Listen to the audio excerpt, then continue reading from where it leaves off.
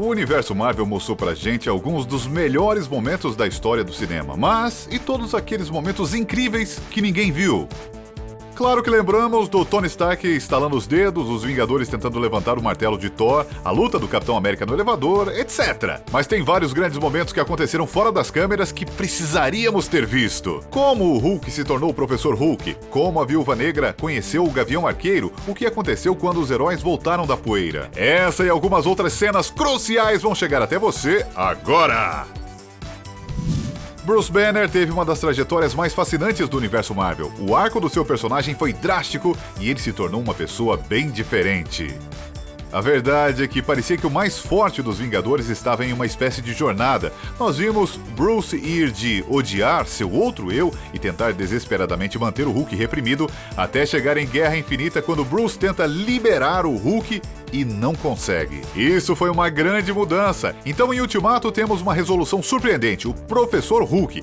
E aí o Bruce conta que levou meses combinando as duas personalidades, o corpo do Hulk com a mente do Bruce, combinando a força e a inteligência.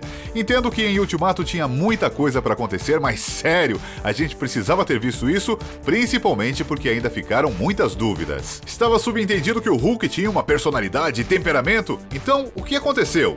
Foi definitivo? Esse é o tipo de despedida que os fãs do personagem precisam ver.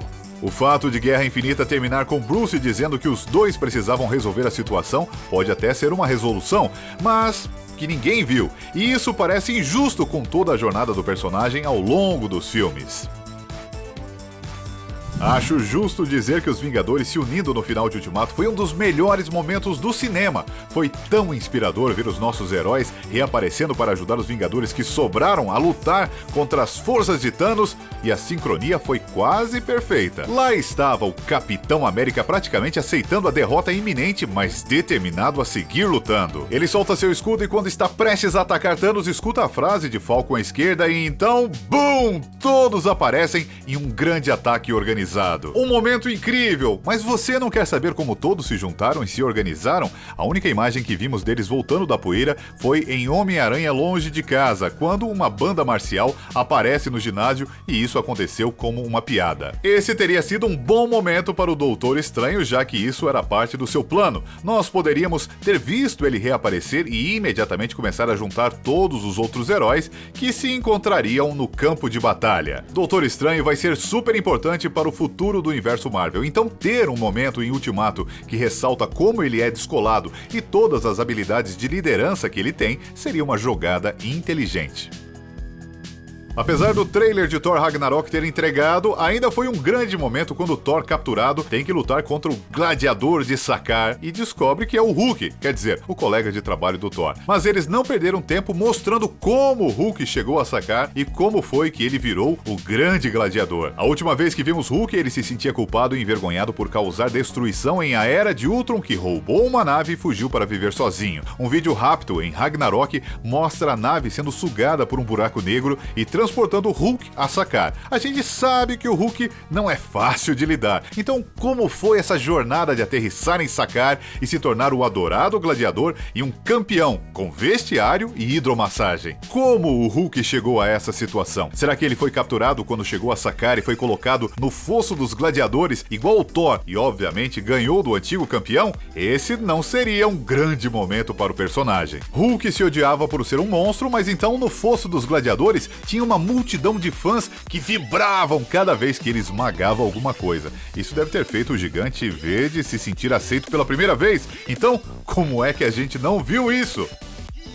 Thanos foi um dos melhores vilões do universo Marvel, não só porque ele era uma muralha de poder e força, mas também a gente entende de onde ele vem. É claro que a gente não concorda com as medidas extremas de Thanos, mas a razão por trás do que ele estava fazendo era mais complexa do que o básico destruir e conquistar tudo dos vilões. Em uma cena curta entre Thanos e o Doutor Estranho, Thanos conta como Titã foi destruída. Antes era um lugar paradisíaco, mas os recursos começaram a ficar escassos e o planeta acabou se se autodestruindo. Thanos tentou alertar todos, mas ninguém deu atenção, o que acabou levando Thanos a assumir a missão de salvar o universo, eliminando metade de tudo. Entendemos que Guerra Infinita era um filme longo, mas esse tipo de informação é melhor ver o que aconteceu do que escutar Thanos contar. Isso traria mais identificação com o personagem, criando a grande narrativa que esperamos de um filme dos Vingadores.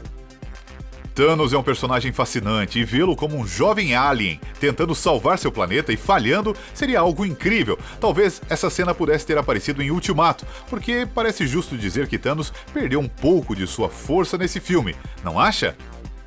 Uma das melhores amizades do universo Marvel é a da Viúva Negra e o do Gavião Arqueiro. Eles têm um histórico de salvar um ao outro. Vimos no universo Marvel a Viúva Negra salvando o Gavião Arqueiro de uma lavagem cerebral, ela salvando ele de se tornar o Ronin e, é claro, ela salvando ele de se sacrificar no Vormir.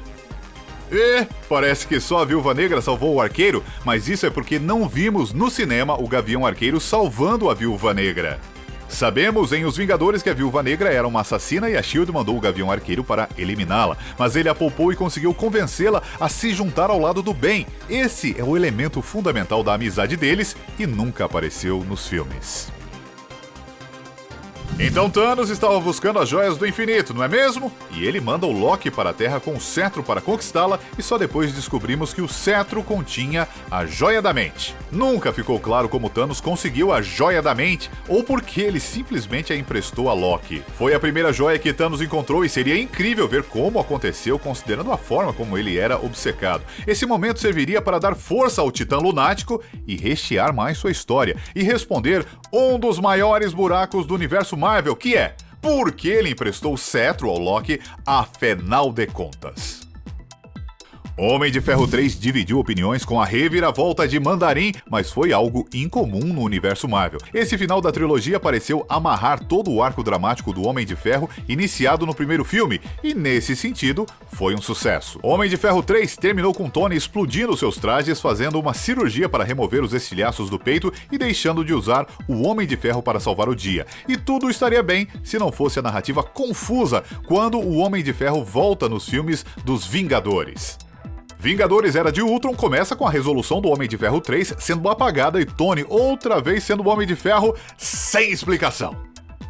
Mais tarde, em Guerra Civil, ele explica que não conseguiu viver sem a adrenalina e voltou a ser o Homem de Ferro, o que terminou afastando Pepper. Esse é o tipo de dilema que a gente precisa ver no cinema. Guerra Infinita mostra todos os Vingadores lutando enquanto combatem Thanos e suas forças na busca pelas joias do infinito, e enquanto a gente vê o personagem descobrindo exatamente onde está cada joia, nós nos damos conta de que um dos personagens escondia um segredo. Acontece que Gamora sempre soube onde estava a joia da alma, mas escondeu essa informação do seu pai adotivo. Só depois que Thanos ameaça torturar a Nebula que Gamora estremece e acaba entregando a localização. Mas algo que nunca vimos foi como Gamora encontrou a localização da Joia da Alma. Teria sido incrível ver, nos daria uma ideia do passado de Gamora, enquanto ela relutava em ser uma agente dupla. Vingadores Ultimato começa com o Gavião Arqueiro aproveitando um piquenique com a família até tudo ficar sombrio. O dia tranquilo com pessoas queridas virou o Gavião Arqueiro comendo o piquenique sozinho ao lado de 4 pilhas de poeira. Depois descobrimos que Clint, afetado pela perda, se tornou o impiedoso vigilante Ronin. A gente vê o Ronin em ação por um momento, mas teria sido legal ver como o Gavião Arqueiro chegou a esse ponto. E talvez isso seja algo que a série de TV do Gavião Arqueiro, que será lançada, poderia elaborar com flashbacks de Clint perdendo o controle e se tornando o assassino. Mais cenas com Ronin teriam sido melhor, porque a primeira cena em que ele aparece é sendo trazido para o lado do bem pela Viúva Negra, sem contexto, ficando mal desenvolvido. Guerra Infinita começa com a nave de Thor sendo destruída e Thanos ganhando, mas era para ser de outra forma. O filme começaria com Thanos dizimando Xandar e pegando a joia do poder deles, para mostrar como Thanos era poderoso, mas a cena foi cortada porque não funcionou. Mas a gente viu como Xandar era forte em Guardiões da Galáxia, então ver uma grande luta entre Xandar e as forças de Thanos teria sido épico. Teria deixado claro como Thanos era uma ameaça e preparado o cenário para o que esperava pelos Vingadores. Além do mais, só pela graça, talvez um ataque a Xandar que a deixasse em ruínas poderia provocar de alguma maneira o surgimento do Nova. Nunca se sabe, né?